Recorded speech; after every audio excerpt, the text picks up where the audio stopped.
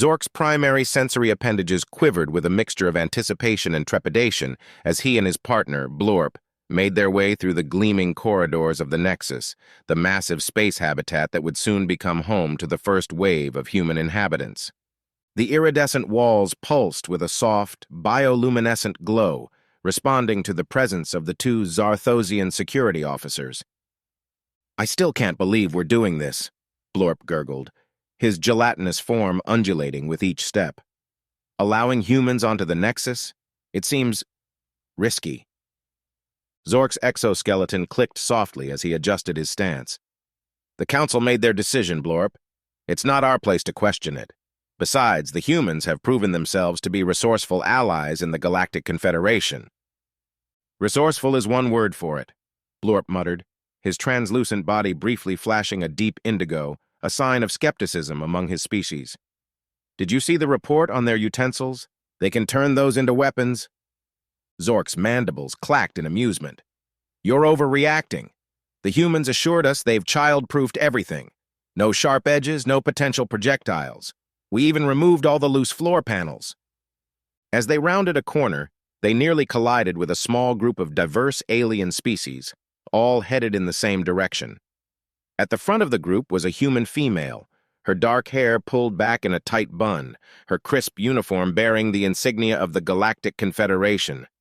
"Ah, perfect timing," the human exclaimed, her voice carrying a note of excitement that made Zork's antennae twitch. "Good to see your enthusiasm for human customs." Lieutenant Sarah let out a slight giggle, "And I'll be conducting today's briefing on human adaptability and potential security concerns." Zork and Blorp exchanged a glance, their species equivalent of raised eyebrows. This wasn't part of their scheduled duties, but they fell in line with the group, curiosity piqued. Lieutenant Chen led them to a large, circular chamber that Zork recognized as one of the Nexus's primary gathering spaces. The room had been transformed into a makeshift lecture hall, with various alien species seated in concentric circles around a central platform. As they took their places, Zork noticed an assortment of seemingly mundane objects arranged on a table near the platform. He recognized some from the human cultural briefings: a writing implement, a piece of fabric, a small container of liquid, utensils, belts, buttons, a hair comb, cooking equipment, shoes, hats, some kind of weird-looking human food, and a pile of unrecognizable objects from Earth. Then he saw it. That damn baseball and glove. Zork's thinking to himself, "I knew it was a weapon, and not a human game," his antennas twitching with a sense of confirmation. "Welcome, everyone," Lieutenant Chen began, her voice carrying easily through the chamber. "I understand there's been some concern about human ingenuity when it comes to, let's call it, adaptive problem solving. Today, I'm going to demonstrate why those concerns are valid and how we can work together to ensure the safety of all species aboard the Nexus. And remember, class, these objects can still be used for their intended purposes, so if you see my crew and other humans using them, don't be alarmed. We are trained professionals." She picked up the writing implement, a pen, if Zork remembered correctly. This innocent-looking object? In trained hands, it becomes a stabbing weapon capable of penetrating vital organs. She demonstrated a series of quick, precise movements that made several aliens in the audience recoil. "But surely that's an isolated case," Blorp interjected, his form rippling with disbelief. Lieutenant Chen smiled, but there was a hint of steel behind it. "I'm afraid not. Let me show you." Over the next hour, Sarah Chen proceeded to demonstrate how nearly every object in the room could be weaponized. The piece of fabric became a garrote.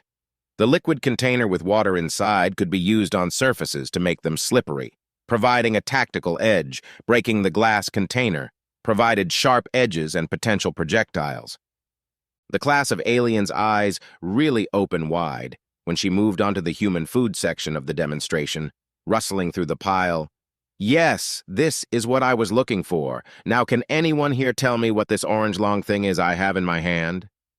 Sarah holding it up for the class of aliens to see, everyone exchanged glances in a confused look, unsure of what this human food was.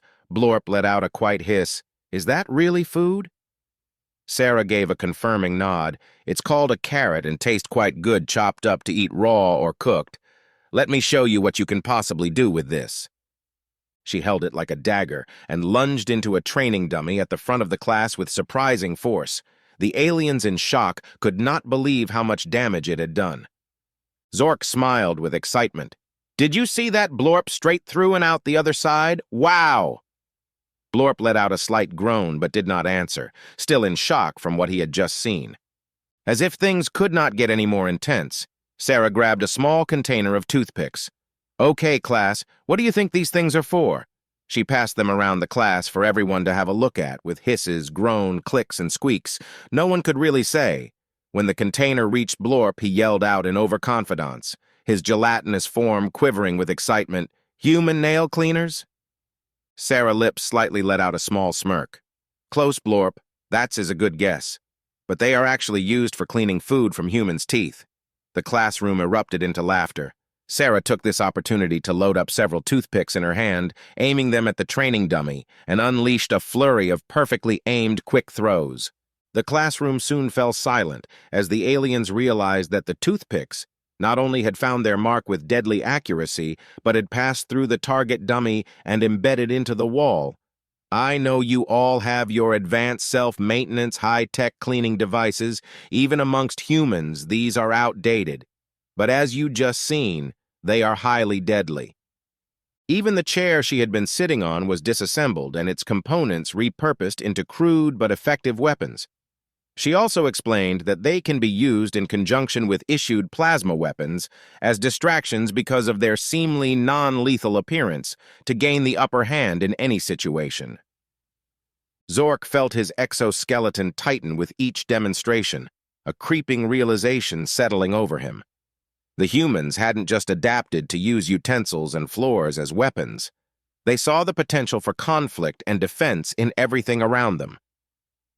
"Now," Lieutenant Chen said, setting down the makeshift bludgeon she had crafted from chair parts, "I'd like each of you to bring an item from your quarters for tomorrow's session. We'll explore how these objects might be perceived and potentially used by humans in high-stress situations." As the aliens filed out of the chamber, Zork and Blorp lingered, their minds reeling from the information overload. "Still think I was overreacting?" Blorp bubbled, his gelatinous form shimmering with a mix of anxiety and excitement. Zork's mandibles clicked thoughtfully. "I stand corrected. It seems we have much to learn about our new human allies." The next day, as Zork and Blorp patrolled the outer ring of the Nexus, the lessons from Lieutenant Chen's class were still fresh in their minds. They found themselves eyeing every object they passed with newfound wariness and respect. "What did you bring for today's class?" Zork asked, his antennae twitching curiously. Blorp's form rippled in what passed for a shrug among his species. "A crystalline growth from my hibernation chamber. You?" "A molted section of my exoskeleton," Zork replied. "I'm curious to see what the lieutenant makes of it." Their conversation was interrupted by a sudden violent tremor that shook the entire section. Alarms blared as emergency force fields flickered to life, containing the breach. "Intruder alert! Outer ring! Section 7G, ah!" The announcement echoed through the corridor. Zork and Blorp exchanged a quick glance before racing towards the source of the disturbance. As they rounded a corner, they came face to face with a nightmarish creature. Its body was a writhing mass of tentacles and barbed appendages, dripping with a caustic fluid that sizzled where it touched the floor. "By the void," Blorp gasped, his form contracting in fear. "That's a Zarlith assassin." The Zarlith, a member of a notorious assassins guild known for their opposition to human integration, lashed out with lightning speed. Zork barely managed to dodge a barbed tentacle that would have impaled him. In that moment, Lieutenant Chen's lessons kicked in. Zork's compound eyes darted around, assessing their surroundings with new purpose. "Blorp!" he shouted. "The environmental controls!" Understanding flashed through Blorp's translucent body. He extended a pseudopod towards a nearby panel, interfacing with the Nexus's systems. Suddenly, the gravity in the corridor fluctuated wildly. The Zarlith, caught off guard, flailed in the shifting gravitational field. Zork seized the opportunity, detaching a section of his exoskeleton and hurling it like a discus. The improvised weapon sliced through one of the assassin's primary tentacles, eliciting a shriek of pain and rage. Blorp, meanwhile, had oozed his way to the ceiling. As the gravity normalized, he dropped onto the Zarleth, engulfing its sensory organs and temporarily blinding it. The assassin thrashed wildly, its barbs tearing into Blorp's gelatinous form. But the Zarthosian held on, giving Zork the opening he needed. Zork sprinted to a nearby maintenance hatch, remembering the layout from their security briefings. With strength born of desperation, he wrenched it open and reached inside, pulling out a coil of fiber-optic cabling. Using techniques he'd observed in Lieutenant Chen's class, Zork fashioned a crude but effective lasso. He whirled it over his head and cast it towards the Zarleth, entangling its remaining tentacles. The assassin, blinded and restrained, let out a furious roar. It redoubled its efforts, acid spraying from concealed glands. Zork felt the burning pain as droplets spattered his exoskeleton, but he held firm. "Blorp!" he called out. "The hibernation crystal!" Blorp, battered but still functional, produced the crystal he'd brought for the class. Understanding Zork's plan, he positioned himself near an exposed power conduit. Zork maneuvered the thrashing Zarleth into position. "Now!"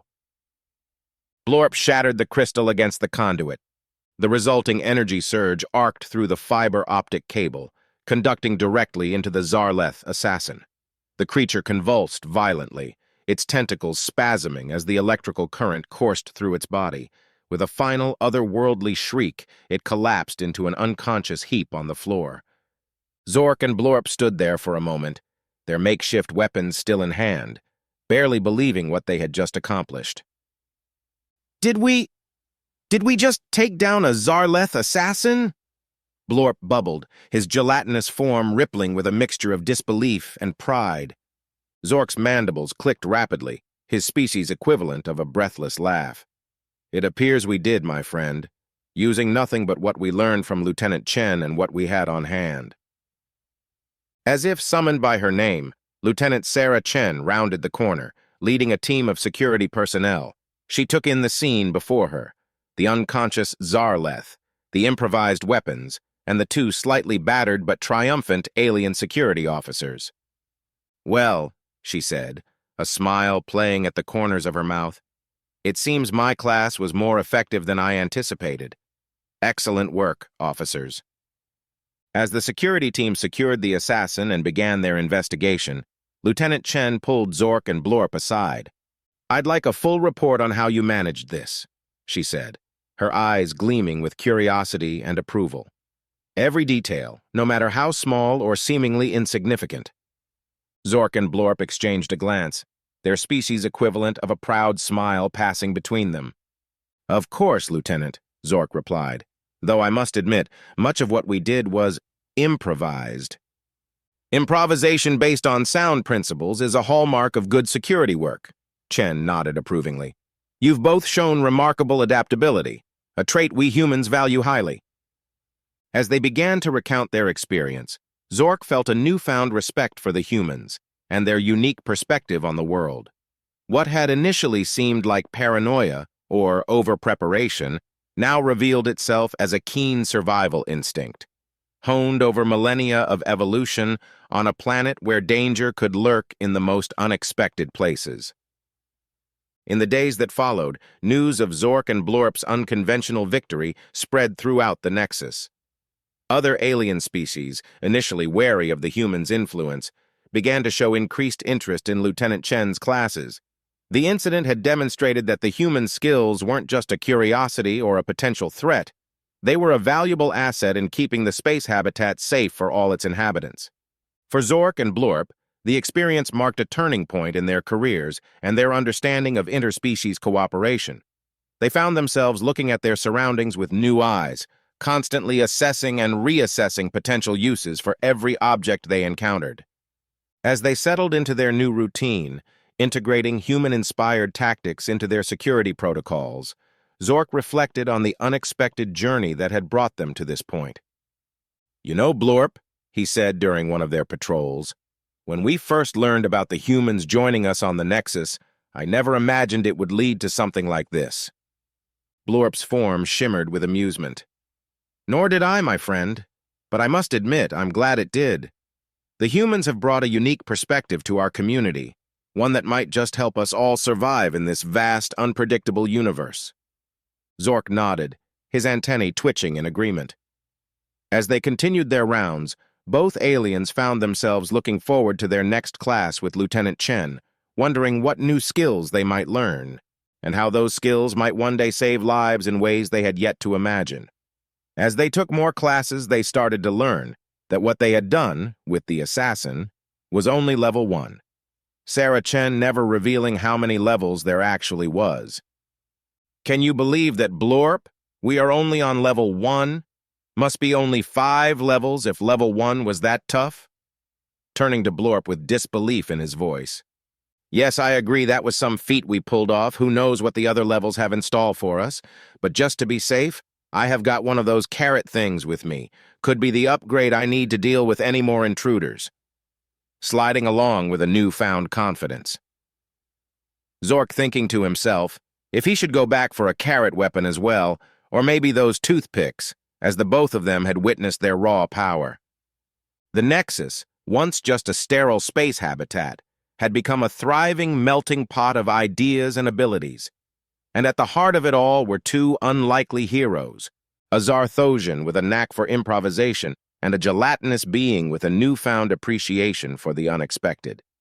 Together, they stood ready to face whatever challenges the universe might throw their way, armed with nothing more than their wits, their training, and the knowledge that in the vastness of space, adaptability was the greatest weapon of all.